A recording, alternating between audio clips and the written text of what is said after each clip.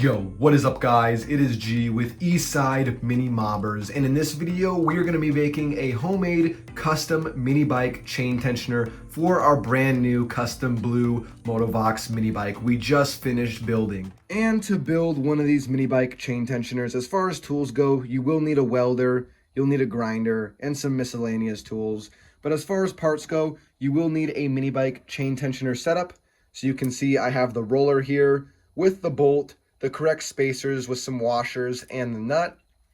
You will also need these double split shaft collars, and these are 7/8 diameter, which happens to be the same diameter tubing that my bike is made out of, which is a Motovox, Monster Moto. A lot of them are honestly all the same, but make sure you take a measurement and you buy the correct one for your size frame.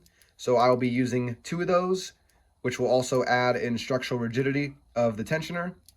And as far as material goes, I'm going to be using 1/8 thick steel, and I'm just going to be using a small little section out of this, but I wanted to show it here anyways. So with all this here, let's go ahead and get started. I'm going to get started by grinding down this collar here, making sure it's nice and smooth and ready to go for the welder, along with our steel, and I'm going to cut out a section that I'm going to be using for the tensioner. Alrighty, so I'm going to go ahead and grind off this top part here, make sure it's nice and smooth and that coating's all removed, so it's good for the welder. And I'm also going to grind down and remove all of this surface rust here that's on my piece of metal that I'm going to be using for the tensioner. And when grinding, cutting, welding, and drilling, make sure you wear the proper eye, hand, and ear protection.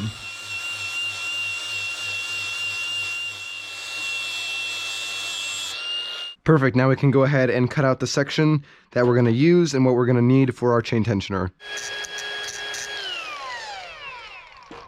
And check it out, I just notched each side of the tensioner plate about 1/4 of an inch. That way it will set down on the lock collars, and that way I can also throw some weld on top and on the sides. So it's going to be a lot more structurally intact. Plus, it's going to give it a way better fit and finish. So I'm really liking the way that looks. It's about 1/4 an inch on each side, and the tensioner will be about 1 inch tall. Now we can finish cutting out this plate with our metal cutting wheel.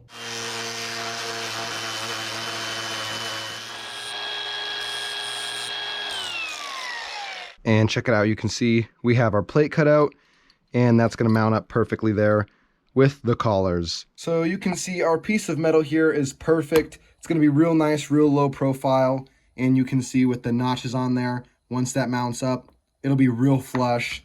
It's going to look real good. So now with all that being said, let's go ahead and get this welded up on there and get that tacked in place.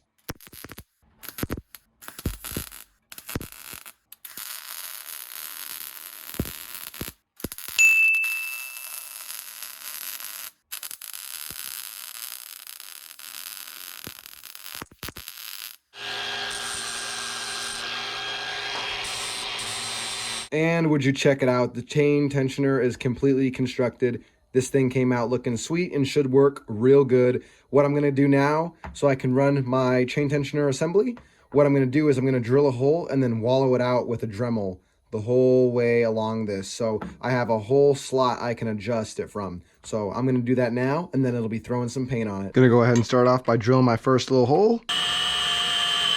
And now I'm going to move up to my bigger drill bit.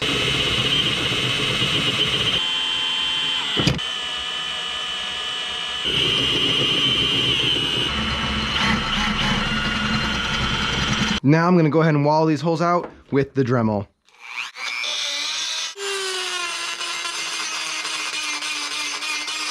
And just like that, check it out, I got a perfect notch in there, so I'm able to adjust this from side to side. Perfect. I'm gonna just give this thing a quick last little final sand down, and then we'll hit it with some paint. And check it out, we got it all painted to match the bike. Now let's just go ahead and throw our roller on and get this thing mounted up. All right, so we can go ahead and get our chain tensioner all mounted up. I like to put a little bit of blue thread locker on these bolts that actually secure the clamp. You don't want these backing out on you and making your chain loose. Alrighty, and I've already adjusted the engine as far forward as I can, so that's already going to make this as tight as it can possibly be. So what that will do is that'll give us the most adjustment in our chain tensioner to go forward or backwards, and you can see I already have this all the way on the forward setting to the roller. So we're going to be getting the most adjustment out of this setup here, and I'm pretty much just going to put it where I think it should go, where it feels like it's pretty tight, but not too tight. This is a new chain though, so it will stretch a little bit. So I'm thinking right there, it's centered good there. Good amount of slack, maybe up just a little bit more. Like I said, this is a new chain, so it will stretch. I'm thinking right there is perfect. Perfect amount of, you know, looseness in the chain. You don't want it too tight, but you also don't want to have it too loose. But I think right there is perfect. So let's go ahead and get those clamps on there. And it's easy as just bolting this thing up. And like I said, the whole thing is completely adjustable as well. If you need to tighten your chain more, you can move it just down the line more, or you can adjust the roller there. And then just make sure you tighten these clamps evenly so it evenly clamps onto the tubing of the frame here. Alrighty, and would you check it out? We got that chain tensioner all installed, all ready to go on the Motovox build. That thing looks absolutely sweet, but most importantly, works great and provides a great tension on the chain.